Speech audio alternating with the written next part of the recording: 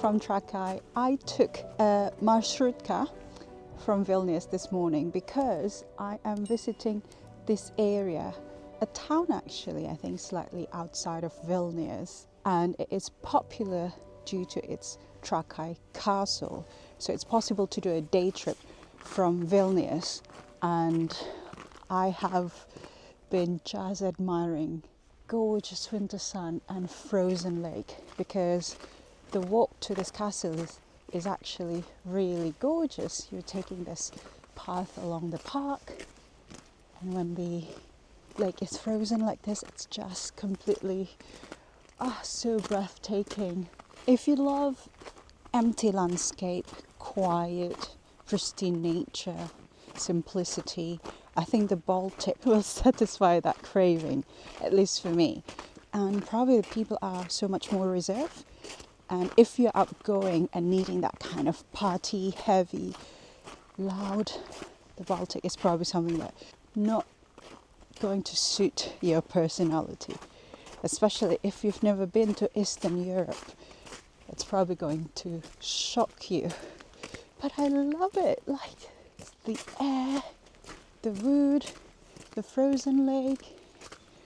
I know, nothing grand, but it's the simplicity and the reservedness of people that makes it even more charming to me.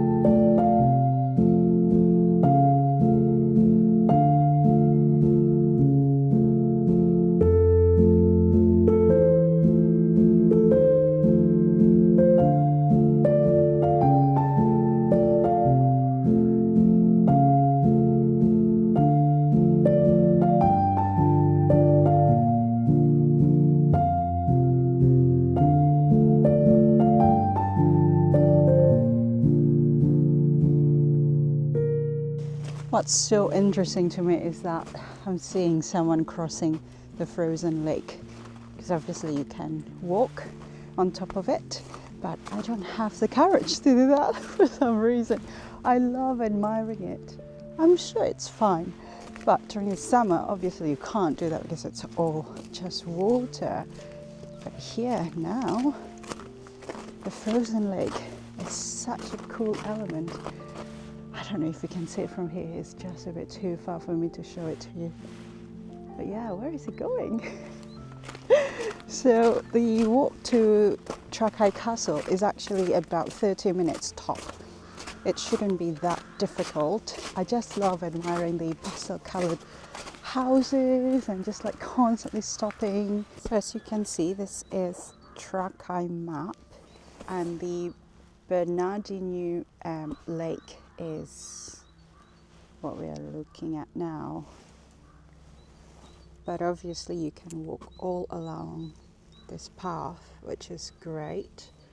This is where we are currently, and just take a bit more until we reach the castle over there. This is the best bit about solo traveling. You just decide your own pace, and I'm just taking a break to drink a bit of water, because the castle is just over there. I can see it from here. But yeah, I'm going to also eat my packed sandwich that I bought from Vilnius.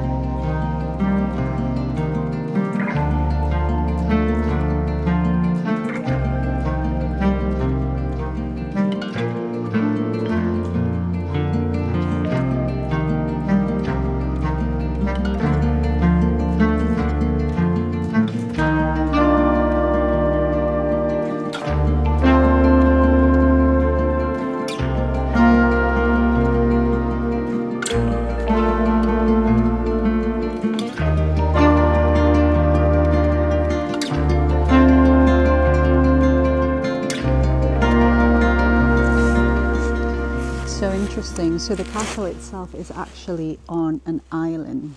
So technically that's why we have to cross the bridge. And I had read that in the past the Grand Duchy of Lithuania brought people from Crimea, which is now part of Ukraine, to guard this. Hello there. Do you want to say hi?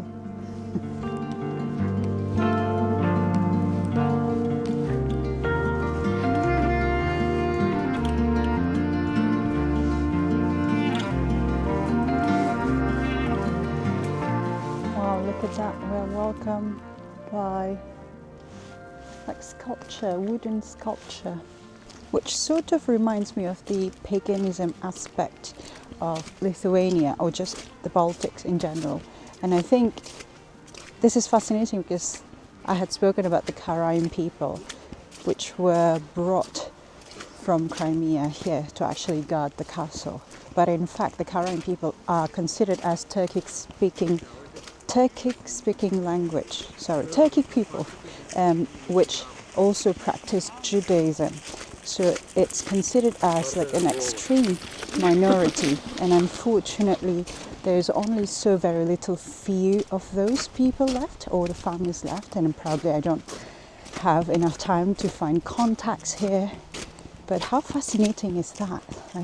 Like history and the ability to actually connect those dots here.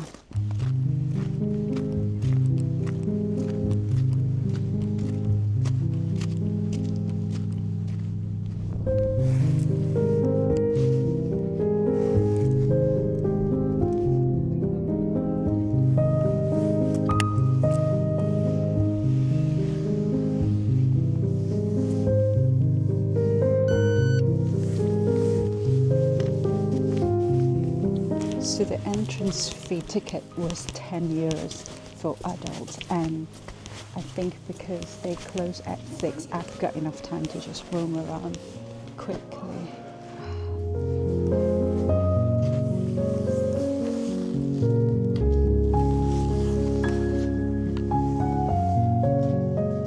Wow, look at this castle. I think many of the tourists have left already because I have started very, very late in the afternoon, but it means that I have all of it to myself.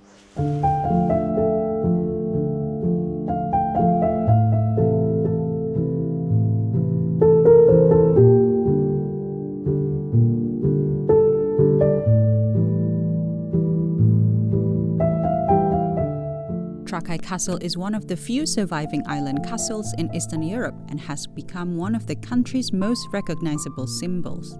Construction began in the late 14th century, and at the time, the Grand Duchy of Lithuania was one of the largest states in Europe, stretching far beyond the borders of modern-day Lithuania.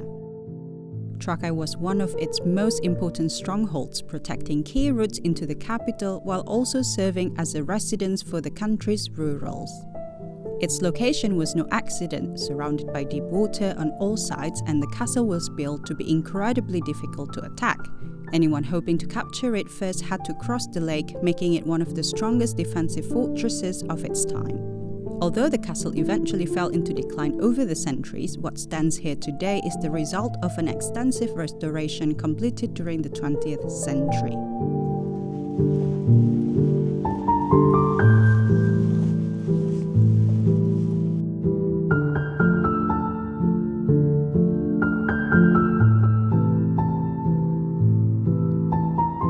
So I'm currently inside of the castle and it's instantly much warmer.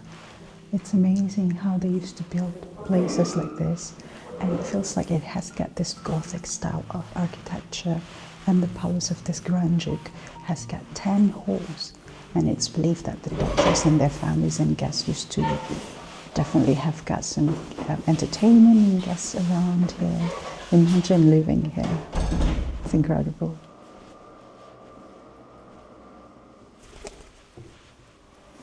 It's so interesting that I feel like I'm instantly taken back to this medieval times. I think because the sound of the pigeons and just the structures of this preserved castle just feels like I'm in one of those movie scenes. What an interesting visit to the castle, and I think I found it quite charming, especially if you've got kids. They love visiting castles like this, right? So I'm actually walking towards a restaurant that would serve not only Lithuanian dishes but also Karaim dishes. I think these pastel-colored houses are also quite unique because they've got this like 3 different windows, which probably serves as different function. Unfortunately, it's a disappearing culture in Lithuania because it's such a minority, but I found even reading that is so fascinating.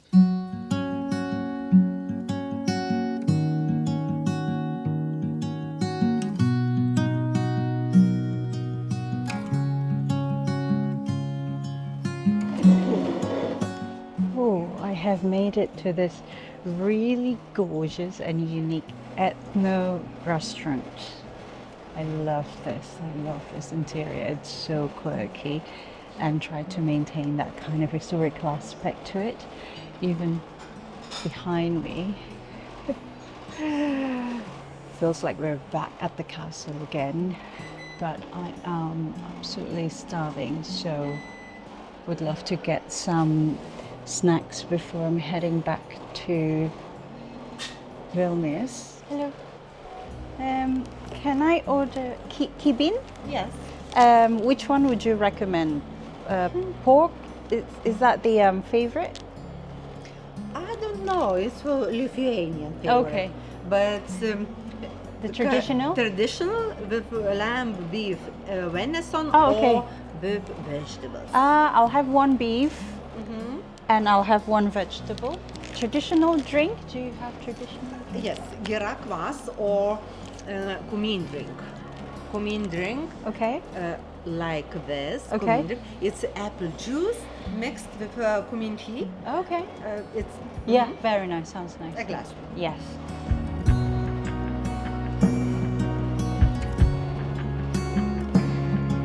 So I've got my cumin drink mixed with apple juice. Oh, gosh. So good. Ooh. Sorry. It's very with, hot. With beef. Beef? With beef. With It's vegetable. So, Thank you yes. so much. Very nice. So look at this. Look at this. Oh, it's so hot. It's just been baked in the oven, I think. So it looks, do you know what? It reminds me of Chinese baked version of dumpling or Cornish pasty in the UK, or even sambosa in Central Asia, just with a different shape. How amazing that there's this similarity all around the world. Oh my god, smells so good. So this is like 3 to 4 euros per piece. If you want a cheaper version, I think in Vilnius you can get this from the major supermarket. One piece is very substantial, so you don't want to over order. So the beef actually has got onion and I think some potato. No, just beef and onion. Yeah, oh my god, this smells really takes me back to Central Asia. Sambusa.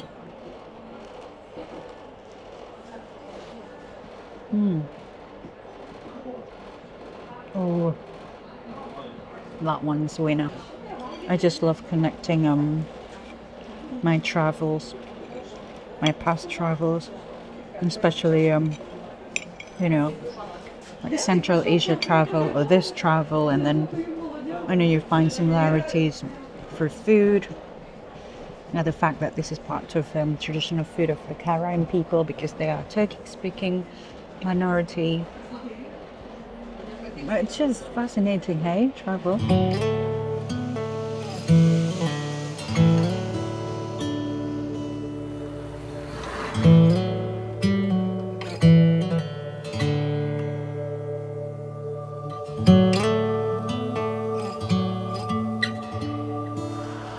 just walking back to the bus station, guys, and I had thought of filming the continuation of my train journey back to Vilnius.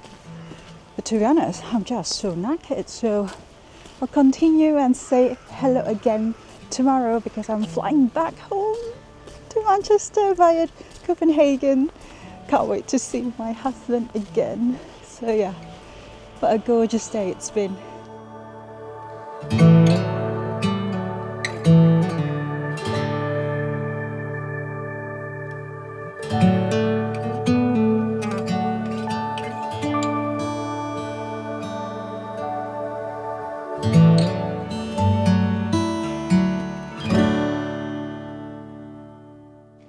I'm actually going to the airport because my flight is coming up in about 3 hours.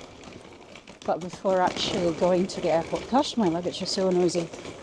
Before coming up to the airport, I'm actually going to get carrot cake from a local bakery for my husband because I'll be seeing him in about 6 hours from now, and this local bakery is so cute.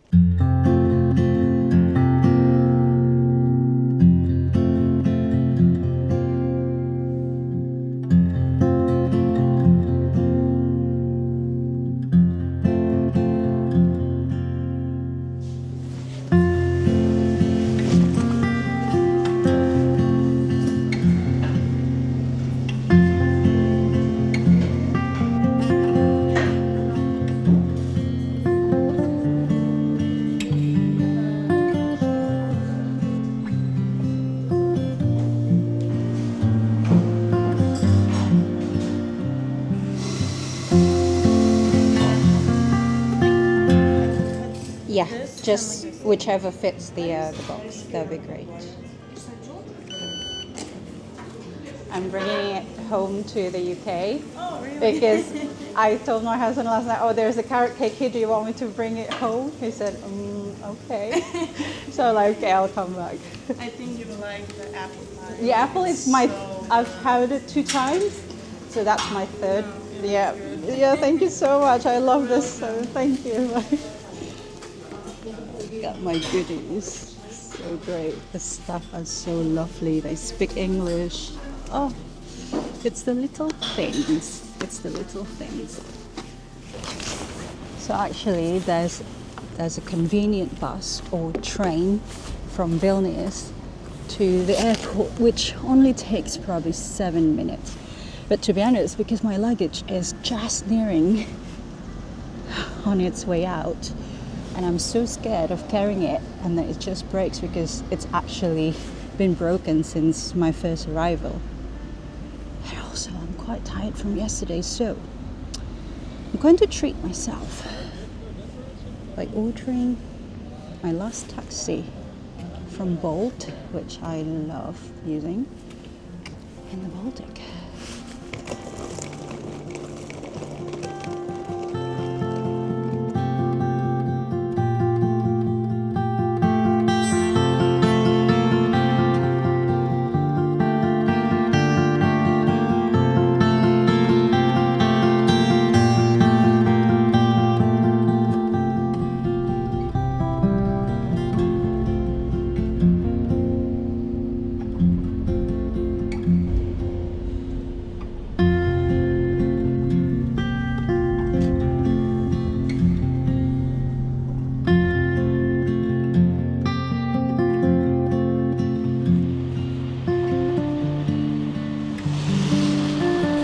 Welcome to Vilnius Airport. It's not the biggest international airport you can think of, but it does the job, and I love actually smaller size of airport because perhaps it's not too confusing.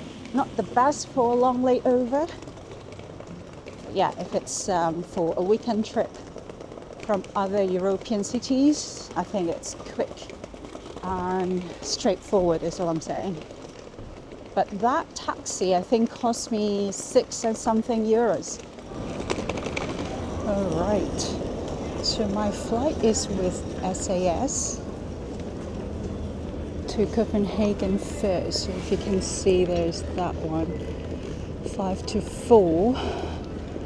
Oh, check-in is not even open.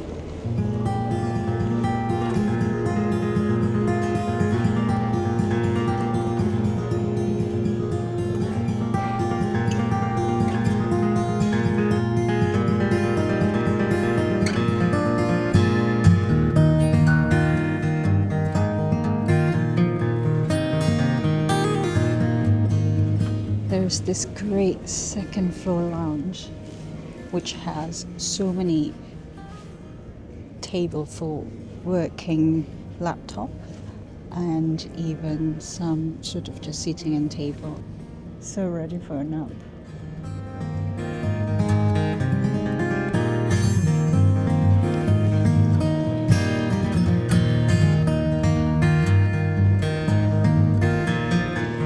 I think my check-in counter is open already.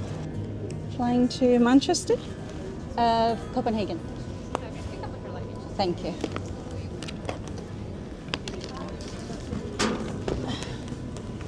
I can't check in my Copenhagen to Manchester. I think that's why because you need to check, yeah.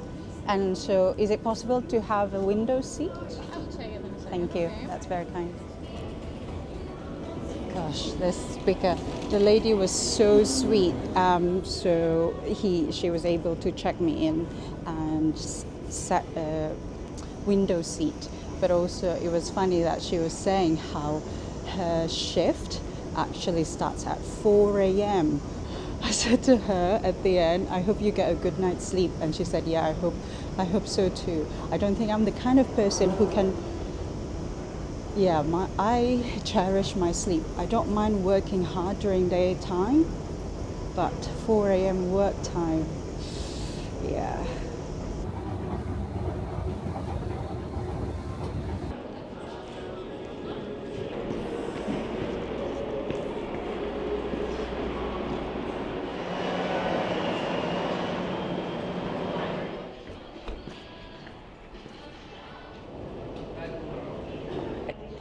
So this flight to Copenhagen, I think it will take less than a couple of hours and is considered as a domestic flight.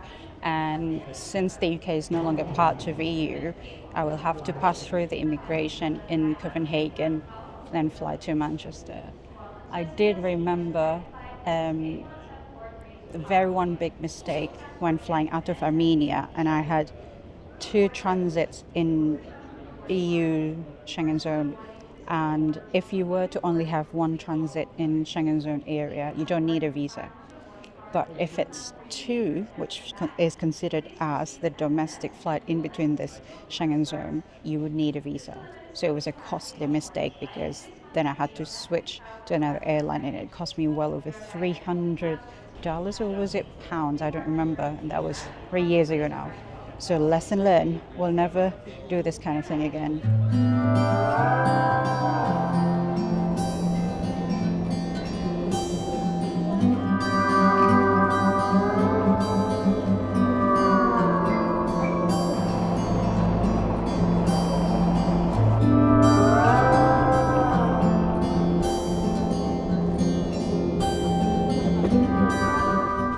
Such a small fleet, and this was exactly the same flight that I took from Copenhagen to Tallinn, and it sort of felt very intimate. I love getting some sort of different flight experience. I think overall, whenever I fly, I try to fly with like some sort of British Airways or Qatar Airways, because at the end sometimes the budget airlines becomes more expensive because of the kind of luggage I have, and this kind of filming equipment I have is already so heavy, so then they would charge extra. At the end, SAS became so much more reasonable for the price that it offers.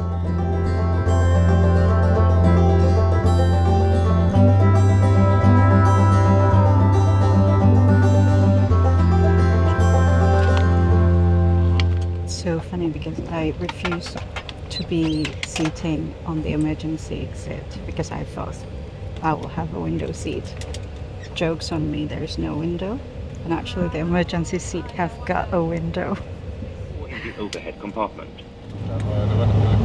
above. It's more minus 45, minus 50 outside.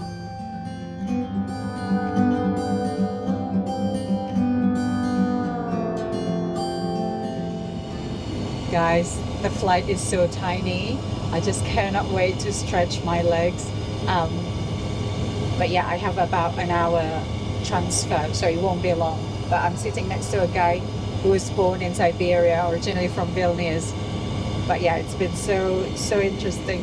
So I have been chatting with. Sorry, I didn't know what's your name. Sorry. Romualdus. Thomas Romualdus. Romualdus. Romualdus. So I have been chatting with Romualdus. And it's so crazy, like the story you have, because the fact that he was born in Siberia, and there was the time when, whenever it snowed for 3 meters, minus 30 degrees, minus 50, all the things that he does. And there was a time when he was doing a round the world flight. So many experience, and so it's been, my flight has been so entertained. Thank you for your story. I was saying to him that because I started in Tallinn, Vilnius felt like a tropical city because it's warm, and he was so shocked.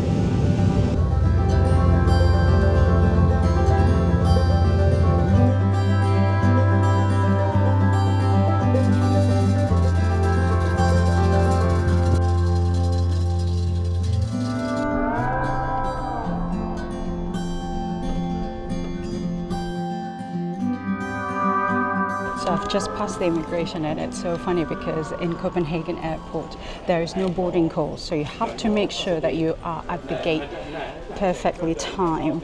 And when the line for non-EU passport, all passports at the immigration, there were 3 Turkish ladies, right? And they were like shouting, sorry, we're late, so trying to cut the line. And there were several people that actually like, no, you're not allowed to do this. And then the airport staff was like, calm down, you're stressing everybody out, you'll be okay. It's so funny, that was the first time, right? I think the fact that there's no boarding calls and the staff actually make sure that you have to remain calm and do not stress everybody else. That's the worst thing that you can do for this airport and probably for this country. Such a nice cultural experience.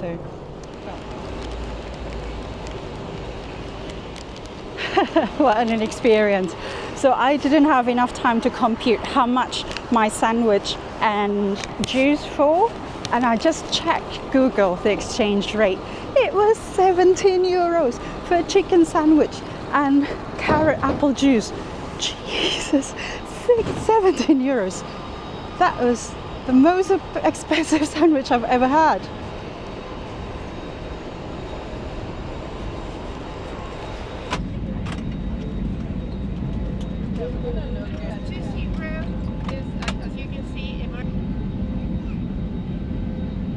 Det är dags att spänna fast säkerhetsbältet, räta upp stålryggen och bordet, ta läge på din mobiltelefon och all annan elektronisk utrustning och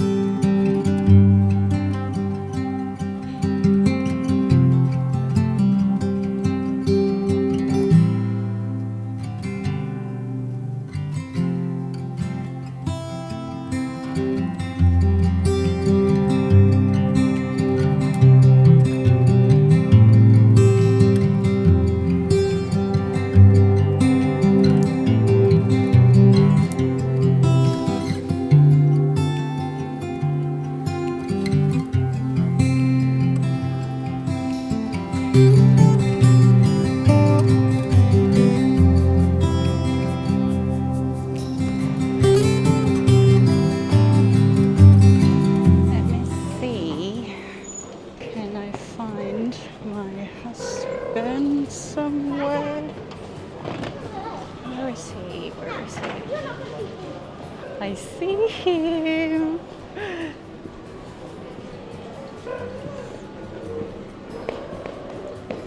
Ooh, sorry, I thought I was going to arrive just before you, but then the It's car park. okay. Look at my luggage. It has made it, but Is it missing a wheel? yeah. Oh, I've made it home. Being Come back. picked up by my lovely husband. And I'm just going to say thank you so much for watching all the Baltic series. I hope you enjoyed that journey. And yeah, I can't wait to shower and sleep on my bed tonight. See ya, bye.